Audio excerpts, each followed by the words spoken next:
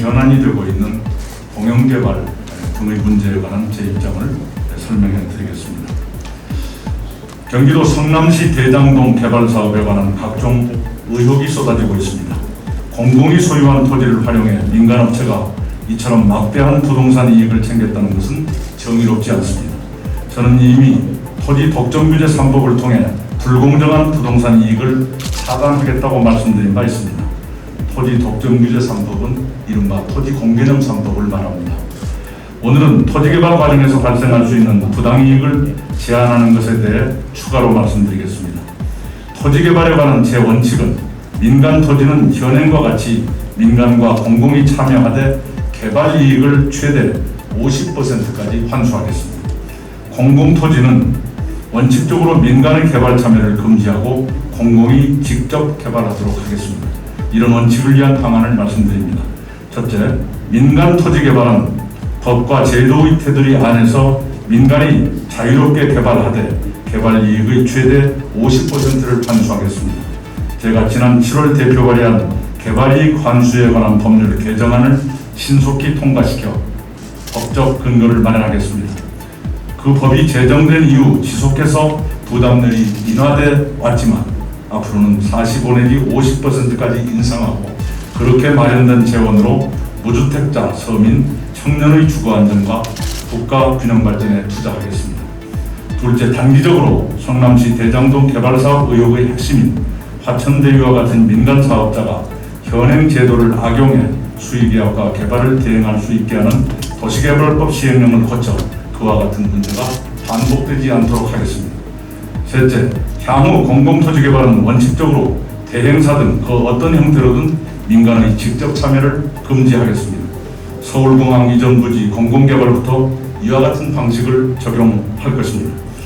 LH, 지자체 또는 지자체의 개발공사 등이 투자와 개발을 직접 책임지고 시행하도록 관련 제도를 마련하겠습니다.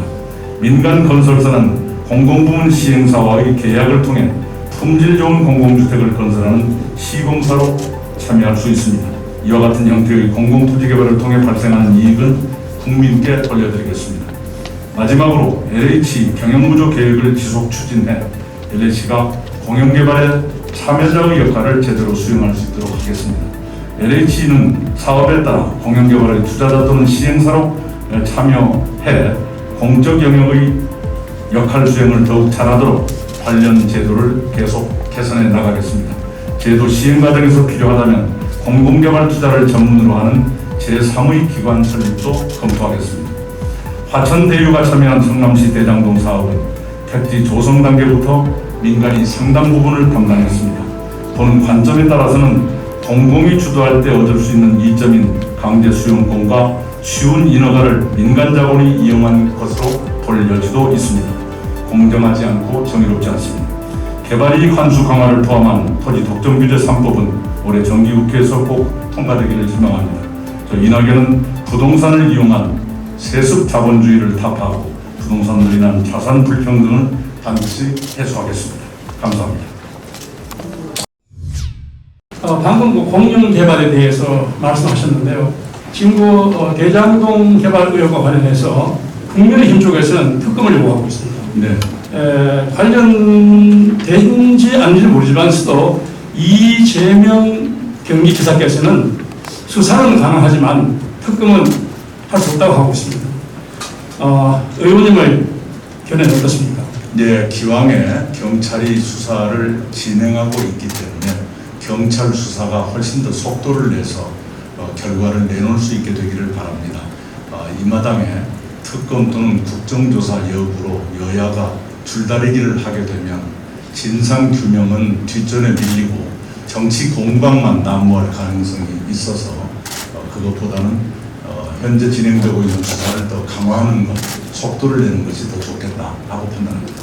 최근에 이제 홍준표 전 의원님께서는 부산에 방문하셨을 때 메가시티는 그냥 단순히 그냥 무언가 행정적으로 규정이 되지 않은 단순한 말장난에 불과하다는 식의 말씀을 하셨었어요.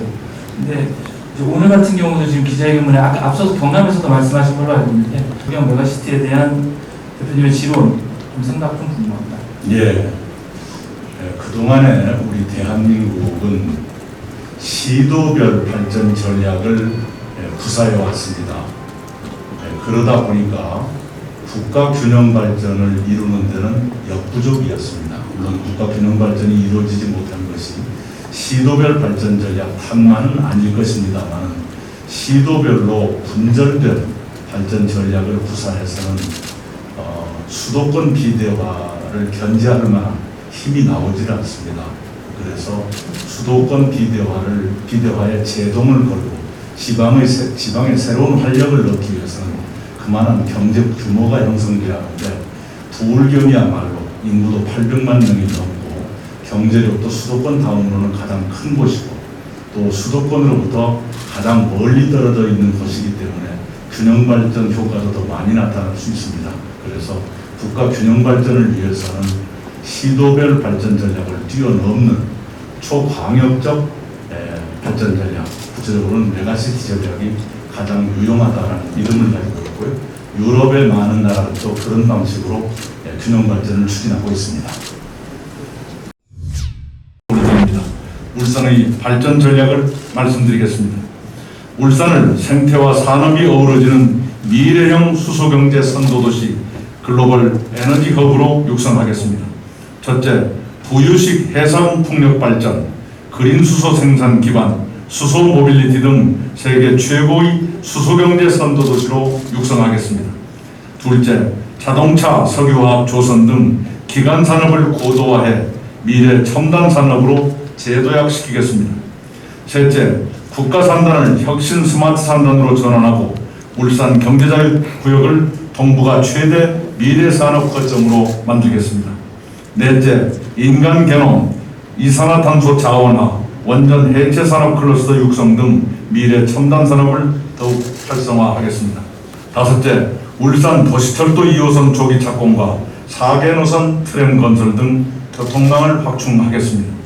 여섯째, 울산 지역 맑은 물 확보 사업과 반구대 암각화 보존 종합계획을 지원하고 산재 전문 공공병원의 차질 없는 개원과 울산 의료원 설립을 추진하겠습니다. 다음은 부울경 메가시티 전략입니다. 전국 어느 지역보다 메가시티 논의가 잘 진전되고 있는 부울경 메가시티를 대한민국 제2의 경제 수도로 만들겠습니다. 첫째, 지역 인재를 육성하고 기업 지원을 확대하겠습니다. 거점 국립대 학생 1인당 교육비를 연고대 수준으로 상향하고 등록금을 2025년부터 폐지하겠습니다. 국립대 학과와 정원을 미래산업 수요에 맞게 개편하고 나노디그리 프로그램을 도입해 인공지능, 블록체인, 빅데이터 등 신산업 인재를 육성하겠습니다. 국가균형발전 특별회계를 통해 향토기업 지원을 확대하겠습니다. 수도권에서 이전해 오는 기업은 10년 동안 법인세를 전액 면제하고 지역 인재를 채용할 경우 5년 동안 4대 보험료를 지원하겠습니다. 둘째, 지방재정을 확충하겠습니다. 단계적으로 국세와 지방세 비율을 6대4로 조정하겠습니다. 부가세 지방 배후분 비율을 현행 21%에서 2030년까지 35%로 상향하겠습니다. 아동과 노인 대상 복지 예산을 전액 국비로 지원하고 국가균형발전 특별회계를 14조 원 규모까지 확대해 지역 발전을 돕겠습니다. 셋째, 부울경 메가시티 출범을 지원하는 조직과 제도를 마련하겠습니다. 국무총리실에 범정부 차원의 광역경제생활권 육성지원단을 설치해 조례와 규약 제정 및 중앙정부 지원 제도를 마련하겠습니다. 예비타당성 조사 대상 사업비를 1,000억 원 이상, 재정 규모는 500억 원 이상으로 완화해 지역 인프라 확충을 지원하겠습니다. 이상 울산 회견을 마치고 대통령 선거에서 대통령 당선자는 이남입니다. 이걸 보여주는 상황이 오리라 확신하고 있습니다.